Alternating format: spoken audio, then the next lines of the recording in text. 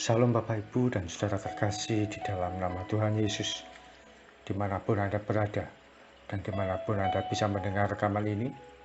Kembali kita bertemu dalam program Jumpa dengan Tuhan untuk edisi hari ini. Sebagai dasar kebenaran firman Tuhan, saya akan bacakan dari Markus 8 ayat 23 sampai 25. Firman Tuhan mengatakan, Yesus memegang tangan orang buta itu dan membawa dia keluar kampung. Lalu ia meludahi mata orang itu dan meletakkan tangannya atasnya dan bertanya, "Sudahkah kau lihat sesuatu?"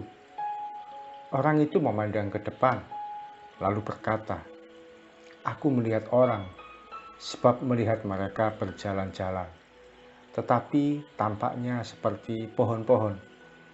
Yesus meletakkan lagi tangannya pada mata orang itu.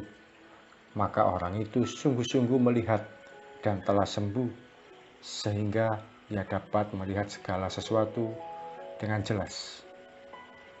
Ada satu kisah penyembuhan orang buta yang ternyata terlewatkan oleh penulis Injil lain. Markus satu-satunya yang mencatat peristiwa kesembuhan yang menurut saya termasuk unik dan tidak biasa ini. Mengapa kisah ini termasuk yang unik dan tidak biasa? Hal ini bisa kita lihat dari proses kesembuhan yang tidak sekali jalan sebagaimana yang terjadi pada peristiwa kesembuhan yang lainnya. Ketika Yesus melakukan tindakan kesembuhan dengan meludahi mata dan meletakkan tangannya pada orang itu, ternyata mata orang itu tidak langsung bisa melihat. Orang itu hanya melihat dengan samar-samar, belum langsung jelas. Setelah Yesus meletakkan tangan kedua kalinya, barulah orang itu mengalami kesembuhan secara sempurna. Dia bisa melihat dengan jelas. Ada kalanya Tuhan tidak langsung melakukan mujizat dan keajaiban saat kita berdoa sekali dua kali. Situasi yang kita alami belum tentu langsung membaik sekaligus. Semua masih dalam proses dan dalam rangkaian perjalanan untuk terjadinya keajaiban itu. Namun bagaimanapun harus senantiasa kita tanamkan dalam hati dan hidup kita bahwa Tuhan tidak pernah gagal. Dia tidak pernah coba-coba dalam menyelesaikan pergumulan dan berbagai hal yang kita hadapi. Mengapa Tuhan sepertinya gagal atau uji coba saat menyembuhkan orang buta itu? Sebenarnya Tuhan sedang mengajarkan bahwa kehidupan ini ada proses yang kita harus alami dan jalani. Proses yang tidak sekali jadi, proses yang tidak instan. Semua yang kita doakan ada kalanya selesai dan terjawab sesaat setelah kita berdoa. Namun ada juga masanya perlu sekian waktu untuk mendapatkan hal yang kita doakan itu. Namun demikian, tetap kita pahami bahwa Dia adalah Tuhan yang tidak pernah gagal untuk menyelesaikan dengan sempurna atas apa yang kita alami.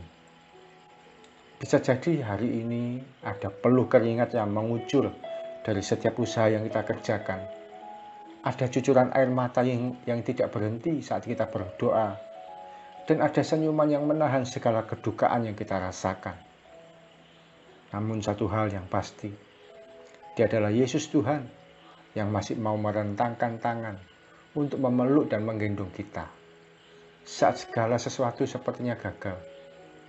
Pekerjaan dan usaha tidak kunjung berhasil, uang sudah makin menipis, kesehatan tidak kunjung membaik, keluarga yang dibangun menjadi berantakan, jodoh yang diharapkan malah menjauh, sudah menikah sekian tahun tidak segera mendapatkan keturunan, serta berbagai pergumulan yang begitu menyiksa yang lainnya.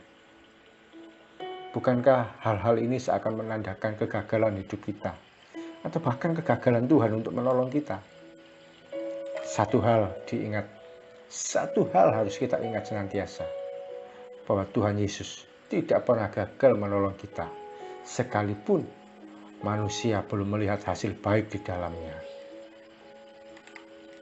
Proses hidup itu Tuhan izinkan dengan maksud supaya kita ada waktu untuk menjalin hubungan lebih erat lagi dengan Dia.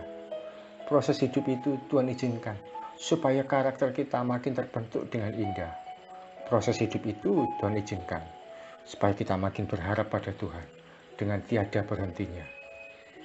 Bisa jadi Tuhan sediakan slot waktu pada doa yang ke-100. Tuhan akan menjawab atau mengabulkan doa kita. Namun saat ini kita masih memasuki doa yang ke-30. Jangan menyerah, terus berharap pada Tuhan. Tetap tekun menantikan yang terbaik dari Tuhan dinyatakan atas kita. Tanamkan dalam hati dan hidup kita bahwa Tuhan tidak pernah gagal. Pertolongannya ajaib dan rencananya indah bagi kita. Nantikan saja pertolongan Tuhan itu. Tidak ada kata kegagalan dalam kamus kerajaan surga. Dia Tuhan Yesus yang menghapus air mata kita dan mengubahnya menjadi mata air penuh sukacita. Mari kita datang pada Tuhan. Tuhan Yesus, terima kasih untuk kebenaran firman-Mu yang menolong kami, yang menguatkan kami, yang menghibur kami. Bahwa Engkau tidak pernah gagal untuk menolong kami. Sekalipun manusia melihatnya sebagai kegagalan. Karena hal-hal baik belum segera kami alami. Ajar kami untuk senantiasa berharap pada Engkau ya Tuhan, untuk tidak undur iman kami, untuk tidak lemah pengharapan kami kepada Engkau. Engkau yang sanggup memberikan kepada kami pemulihan dalam segala sesuatunya, yang sanggup menolong ekonomi kami, memberkati usaha dan pekerjaan kami, memberikan kami kesehatan yang baik, membuat keluarga kami menjadi baik. Rencana-rencana Tuhan dinyatakan indah atas setiap kami dalam segala hal apapun juga. Terima kasih Tuhan Yesus. Kami sangat yakin dan percaya Tuhan Yesus tidak pernah gagal menolong kami. Dalam nama Yesus kami berdoa dan mengucap syukur dan siap menjalani hari ini dengan kasih Tuhan yang baik dan ajaib. Terima kasih Tuhan Yesus. Kami bersyukur dan berdoa. Amin. Selalu ingat dalam hati dan hidup kita, Tuhan Yesus tidak pernah gagal menolong kita. Salam dari saya, Oki Harjo dari Mitzvah Ministry. Tetap setia sampai garis akhir. Tuhan Yesus memberkati.